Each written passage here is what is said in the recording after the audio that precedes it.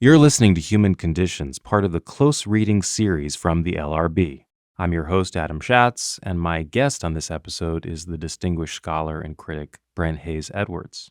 Thanks, Brent, for joining us. Thanks for having me.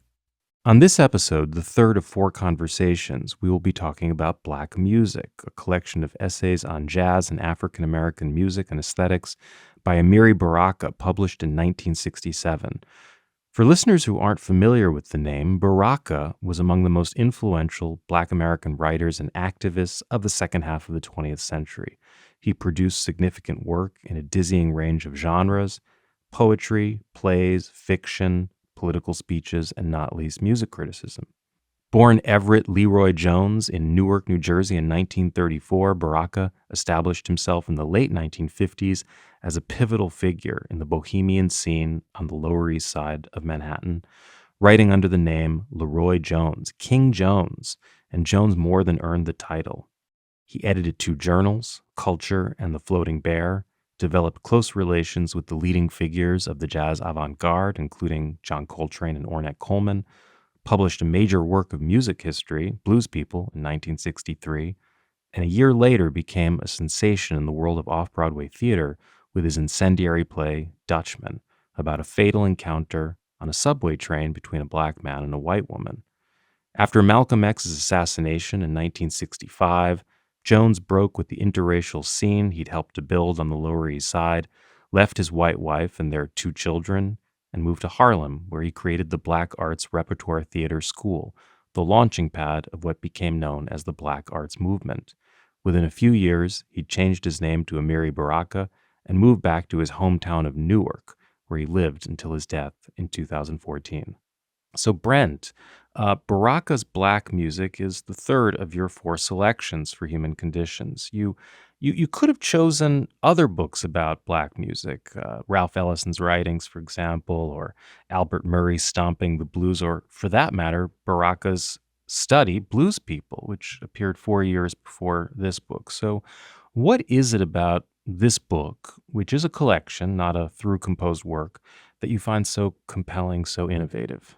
Well, first of all, it goes with, to my mind, it goes with the Du Bois and Césaire selections that we've discussed previously, because this book, especially like The Souls of Black Folk, the Du Bois selection we started off with, is a collection of what appear to be occasional pieces that are gathered for publication rather than a through-composed monograph.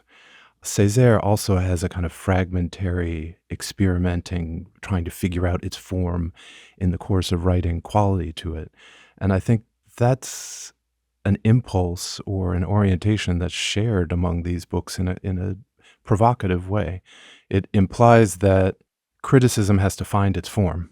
You don't just write the monograph in the accepted genre. You have to figure out how to write it, what form it should take, and maybe it should take more than one form. So like the Du Bois work, Baraka's Black Music contains multiple kinds of things. It contains liner notes to LP releases. It includes record reviews. It includes, like Du Bois's Souls of Black Folk, new works as well as previously published works. So what might be the most memorable single piece and the longest single piece in Black music, the last piece, The Changing Same, R&B and the New Black Music, is an essay that Baraka writes especially for this collection. So there's a way that, like Du Bois, Baraka is thinking about knitting together this collection of what seem to be occasional or ancillary pieces in a way that makes us combined or overarching statement. Before we discuss the text, I'm wondering if we can talk a little bit about Baraka himself. At the time that he wrote these essays, he was still LeRoi Jones. And in a 2009 introduction to the book, Baraka notes that this book came out of what he describes as a period of sharp transition, willed and accreted. Who was LeRoi Jones in 1967, and what sort of transition was he going through? Well, the other thing I like about this book, in contrast to the other text one could have chosen, Blues People, his History of the Music from 1963, or The Dead Lecturer, his poetry collection from 1964, System of Dante's Hell, his experimental fiction from 1965, is that because black music is a collection of individual, mostly previously published pieces, it actually gives a composite picture of Baraka's changes over time because the pieces date from 1959 through 1966. So it's actually not a book of 1967 when the book comes out. It's a book that covers the previous decade. So it's a record of his transformation, too. Exactly. And since Baraka is, as he describes himself in a poem called The Liar in The Dead Lecturer in the 1964 volume, a man who is loud on the changing of his ways, this book is actually illuminating in relation to Baraka's biography and his kind of critical orientation over the years, because you really see his mindset shifting over time. It goes along with the other books that I mentioned, especially Blues People, and he himself says, he writes an essay 30 years after Jazz and the White Critic, where he looks back at Jazz and the White Critic, which is the first essay included in Black music. And he says that that essay, which is an intervention published in Downbeat, the pivotal jazz magazine where Baraka talks about the racial politics of the criticism, that essay was the inception both of all these pieces in Black music and of Blues People.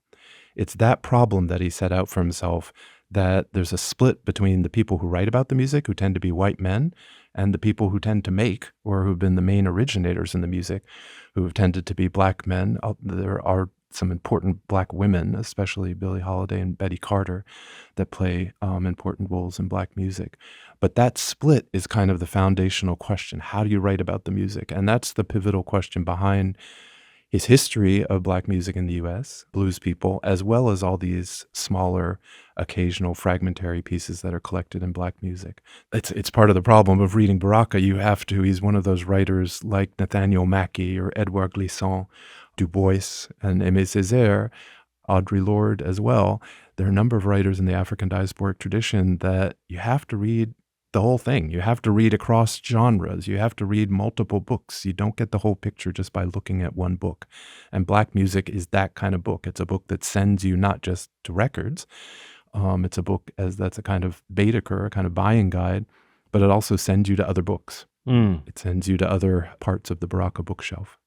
Now, this is a book about aesthetics, as the title suggests, but it's also a work about Blackness, about Black American history and sensibility, about the distinctive relationship that Black Americans have had to music, and about what is distinctively Black, as he sees it, in avant-garde jazz, or what at the time was still being called the new thing.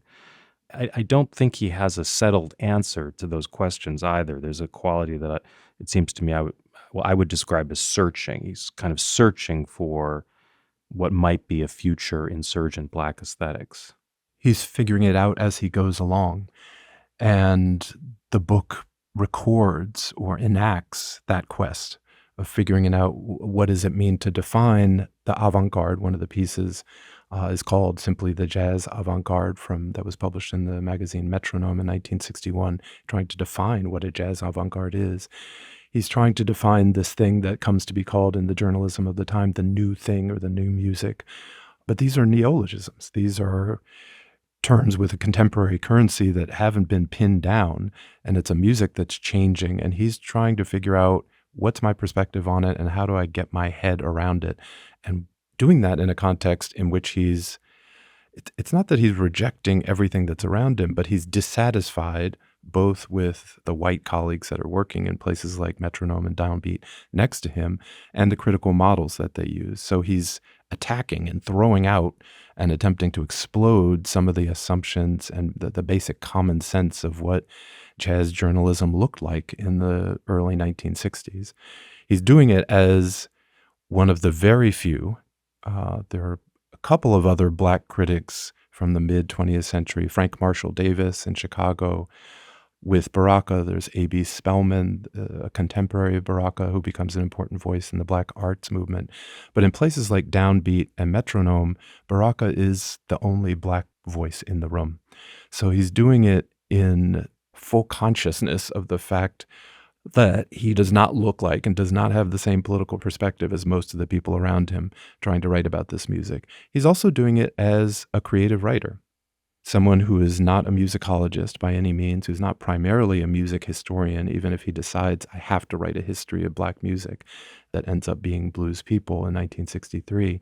He's first of all, going back to the question you asked about where he is in this period, he's first of all a poet. Mm-hmm.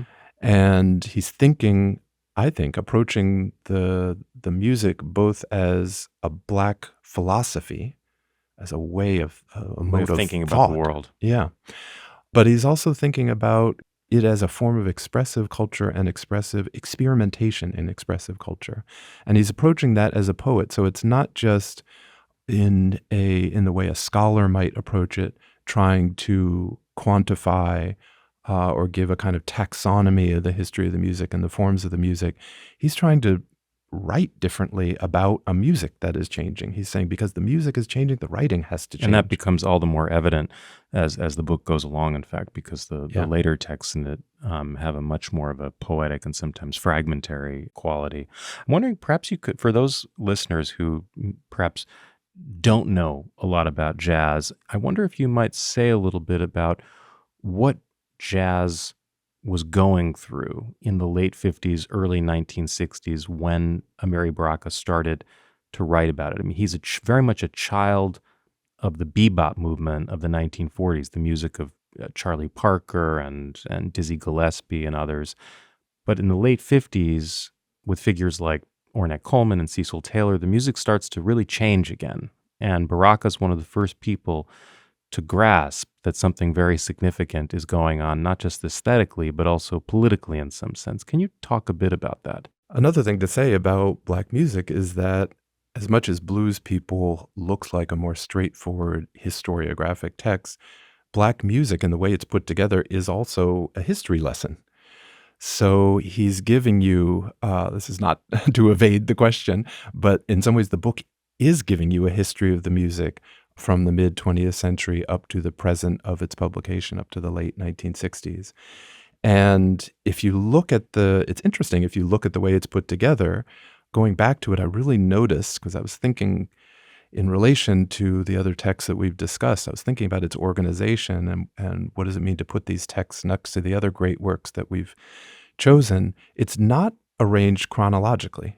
It's not 1959 to 1967 in chronological order. It jumps around, although it is making an argument about history. So it starts out with Jazz and the White Critic, this argument about criticism, about the politics of what it means to write about the music. And then he does go back to the bebop era with the piece on Minton's, the great club in Harlem, the piece on Billie Holiday, on Thelonious Monk, on Roy Haynes, Charlie Parker in the Three Ways to Play the Saxophone piece. These are all major figures from the bebop era coming out of World War II, the 1940s into the 1950s. So he sketches out a problem, and then we write about the music poorly. We write about the music, as white critics tend to do, as a folk art in a way that divorces it from its cultural context and its political import, Baraka says. Those of us who are inclined to write about it from a musicological vantage, doing harmonic analysis, are kind of missing the entire point, Baraka also says. And there's too much of an attempt for him to taxonomize, to quantify, to nail it down. To impose a kind of formalist analysis on a music whose core really for him is an attitude, is a sensibility. Exactly. That's set out right in that first piece. And then he takes us back to the bebop era and says, well, how would you do it better? And so it's really interesting.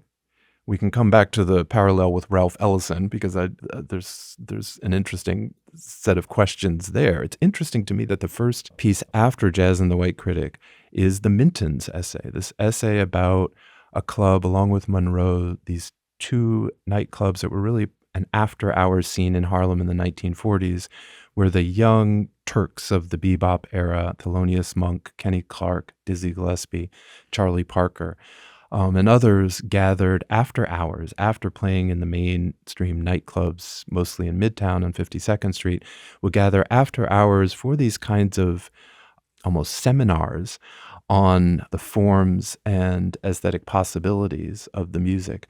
These cutting sessions and competitive jam sessions, improvisational sessions, where young musicians were working out the future possibilities of the music.